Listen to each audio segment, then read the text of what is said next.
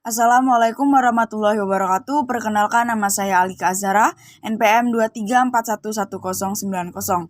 Saya dari kelas manajemen 23A.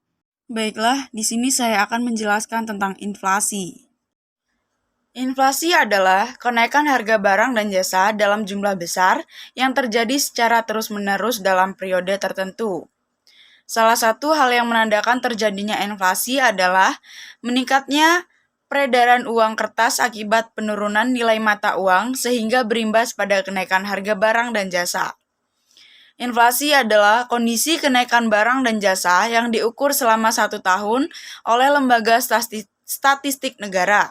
Di Indonesia, peran ini dipegang oleh Badan Pusat Statistik atau BPS.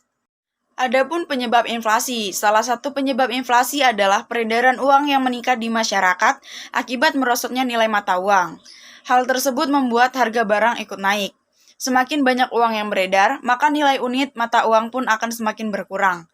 Akibatnya, harga barang dan jasa naik sementara daya beli masyarakat menurun. Umumnya, fenomena peredaran uang yang tak terkendali tersebut disebabkan oleh kebijakan moneter yang longgar. Inflasi juga dapat disebabkan ketika permintaan barang atau jasa meningkat, namun tidak diimbangi dengan pasokan yang mencukupi. Jenis-jenis inflasi berdasarkan sumber. Yang pertama yaitu inflasi dari dalam negeri. Inflasi bisa terjadi ketika jumlah uang yang beredar di dalam negeri lebih banyak daripada yang dibutuhkan. Yang kedua yaitu inflasi dari luar negeri.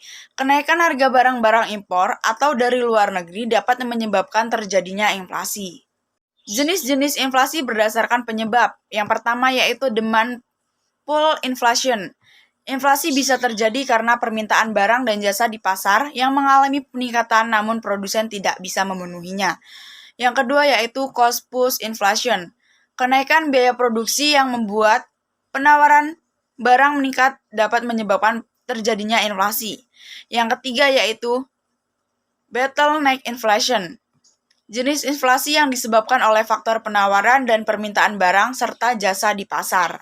Selanjutnya yaitu jenis-jenis inflasi berdasarkan dampak.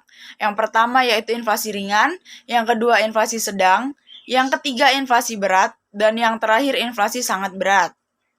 Dampak dari inflasi sendiri yang pertama yaitu daya beli berkurang. Saat inflasi terjadi, harga barang dan jasa akan meningkat sehingga nilai uang pun menurun. Apabila hal ini terus terjadi, maka standar hidup masyarakat pun akan memburuk. Yang kedua yaitu nilai uang menurun. Harga barang yang semakin mahal akibat inflasi dapat dirasakan oleh seluruh lapisan masyarakat. Yang ketiga yaitu suku bunga tinggi. Sebagai bank sentral, salah satu hal yang bisa dilakukan oleh Bank Indonesia untuk mengatasi inflasi adalah meningkatkan suku bunga acuan. Yang keempat yaitu pertumbuhan ekonomi terhambat. Nilai uang yang berkurang akan membuat masyarakat dan industri bisnis lebih berhati-hati dalam mengambil keputusan pengeluaran serta berinvestasi. Mungkin cukup sekian penjelasan dari saya, semoga bermanfaat buat semuanya. Saya akhiri, wassalamualaikum warahmatullahi wabarakatuh.